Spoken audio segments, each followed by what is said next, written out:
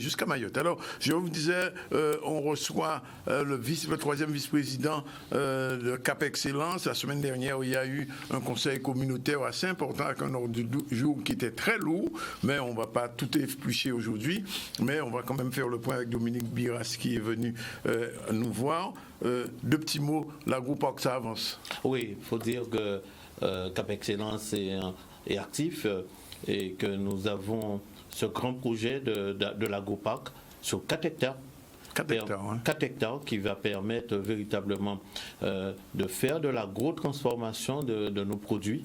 L'intérêt que le président Éric Jalton avait, c'est de refaire un peu connaître à la fois nos produits, mais tout un système. Parce qu'il faut se dire qu'en temps longtemps, le grenier agricole de la Guadeloupe, c'était les grands fonds, oui, ou encore les hauteurs de Saint-Claude et de Goubert. Mais trop souvent, nos produits n'étaient pas considérés. Donc son objectif dans cette notion d'agroparc, c'est de pouvoir transformer ces produits, les mettre au goût du jour avec la nouvelle génération, faire Pays Guadeloupe, à travers l'agroparc, nous permettant véritablement de créer 300 emplois. Son objectif est à la fois réaliste, qui est pertinent, ce qui permettra demain dans cette zone de créer véritablement un nouveau poumon sur l'agro-transformation. Mais globalement, cet agroparc serait prêt dans combien de temps à peu près? 1 an, 2 ans, 3 ans? Oui, nous fixons un objectif de 2 ans. Oui. Mais ce qu'il faut pouvoir dire, c'est cet agroparc va créer de l'attractivité dans cette zone.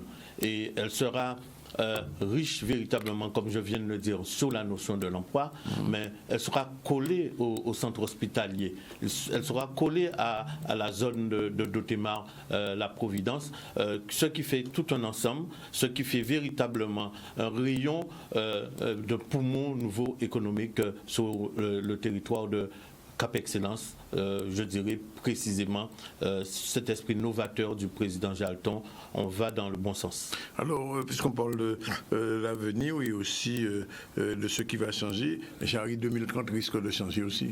Oui, nous ne parlons pas que de la zone de Dotemar, nous parlons aussi véritablement de cet esprit de comité de pilotage que nous avons cherché à faire pour ce Jarry 2030.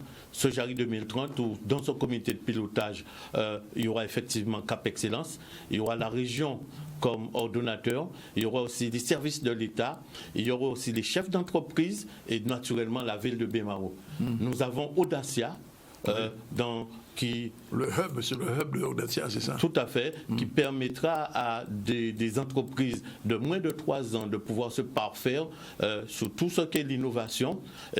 De cela, ça va permettre véritablement aussi de donner Jarry, qui est sur 225 hectares, où près de 50 000 personnes passent tous les jours et où on a 80% d'importation, qui produit 80% de l'électricité en Guadeloupe. C'est véritablement le poumon économique et qui le restera de la Guadeloupe. Il s'agit aujourd'hui de créer des objectifs tant en matière sanitaire, tant en matière économique, tant en matière environnementale, qui puissent permettre à donner à Jarry un nouveau visage. D'où l'objectif de Cap Excellence et qui s'intègre véritablement dans cette harmonie, je dirais, de l'agglomération de Pointe-Oise. Alors, j'ai cru comprendre que Cap Excellence allait aussi aider les entreprises avec un dispositif qui s'appelle Cap Entreprise. Tout à fait. C'est pouvoir permettre véritablement, comme on dit, à ces jeunes chefs d'entreprise de faire leur premier pas. Oui. Et de cela, véritablement, c'est ce dispositif qui va être mis en place. L'esprit du président, c'est quoi? C'est qu'aujourd'hui, il ne s'agit pas de dire, mais il s'agit de faire et de réaliser le pays. Et sa doctrine, ce que nous pouvons faire, faisons-le rapidement. Vous savez, aujourd'hui, les échéances nous démontrent véritablement qu'on doit relancer l'économie. Tout à fait. Donc, il ne parle que d'une voie, l'économie, l'économie. Alors, espace cooking, on a deux petits mots, on peut dire deux petits mots sur l'espace cooking. Oui, l'esprit de l'espace cooking va toujours vers cette innovation, regardez, toujours destiné au travers des jeunes. Donc, le premier espace cooking va se faire à Pointe-à-Pitre, dans l'immeuble Manhattan. Mais il faut dire que nous avons l'esprit de faire 3 espaces cooking. Un à Audacia et un aussi dans la zone de Petit Pérou. Permettant cette innovation au niveau des jeunes et qui puisse permettre véritablement de rayonner et de diffuser véritablement la doctrine d'un esprit novateur, je dirais tout simplement de ce que les jeunes savent faire de notre pays. Oui. Alors, on ne peut pas ne pas dire deux petits mots quand même sur une manifestation qui, chaque année, attirait pas loin d'ici près de 30 000 personnes. Je vais parler de Jour à Tradition. Malheureusement, elle a été supprimée, éradiquée, on veut dire, par la situation, par la préfecture qui n'a pas voulu prendre en compte, malheureusement, ce dispositif. Pourtant, d'après ce que j'ai compris, un dispositif avait été prévu spécialement pour permettre la bonne circulation sans problème des gens. Et j'ai entendu que le président de la République française hier a permis les supermarchés, les magasins de rouvrir en France. Et en certain cas, en France, il n'y a pas 30 000 personnes qui caillent dans un bon magasin.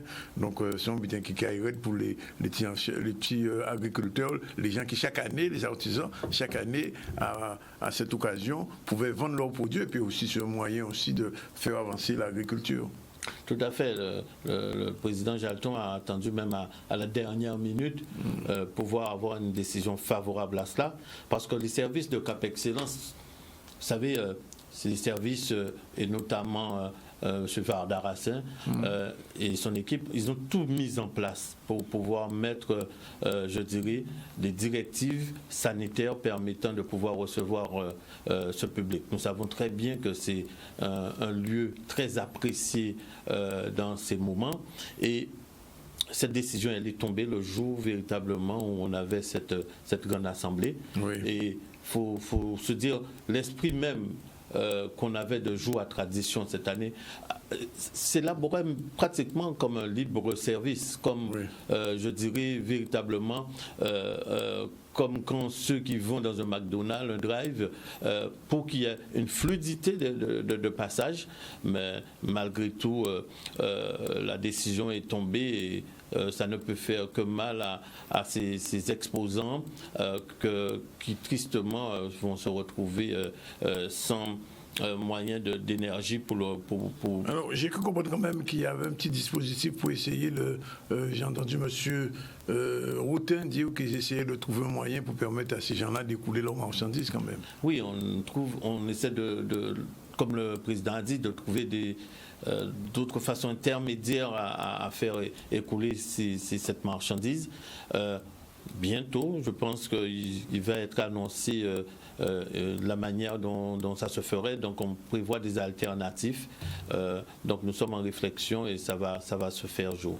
Ah, ça va se mettre en place. Ça va se mettre en place. Globalement, avant de terminer, M. Biras, Cap Excellence se porte en bonne santé, puisque on sait qu'il y a des PCI qui n'ont pas la chance d'être comme Cap Excellence. Ça va mieux pour vous au niveau... Vous savez, Cap Excellence, nous avons un grand capitaine à bord, le président Jalton. Nous avons une volonté, nous avons une direction. Cap Excellence doit être le moteur véritablement des autres PCI. Oui.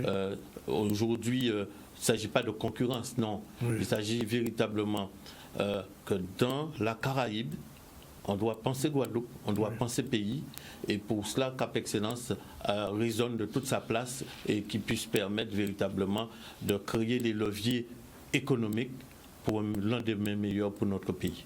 Ben, écoutez, c'est avec ces bonnes paroles, on va vous remercier d'être venu dire tout cela. Et je rappelle donc qu'il y a eu la semaine dernière, vendredi dernier exactement, un webinaire. En même temps, c'était à la fois en présentiel et en webinaire, un conseil communautaire, effectivement, de Cap Excellence. Et vous confirmez que la situation de Cap Excellence est très bonne. Donc, on ne peut qu'être content, puisque en général, tout le monde dit que ça a marché, mais finalement, ça n'a pas marché. Non, parce qu'il faut voir que Cap Excellence, c'est cette notion, mais Cap Excellence véritablement génère véritablement une politique en matière de transport, en matière de développement durable, oui. en matière des de déchets. transport, vous connaissez bien le sujet. Oui, et aussi bien les déchets. Oui, les déchets aussi. Oui. Donc aujourd'hui, la politique mise en place par les services et par le président et par les vice-présidents et l'ensemble de la communauté, d'une seule voix, c'est de pouvoir aller vers l'excellence. Et cette excellence, je pense que nous pourrions l'atteindre pour 2030 avec des objectifs bien précis.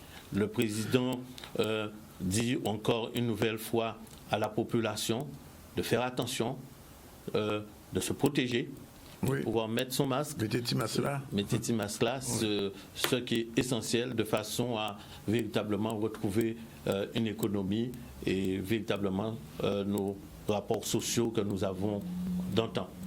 Bien, Dominique Migration vous remercie.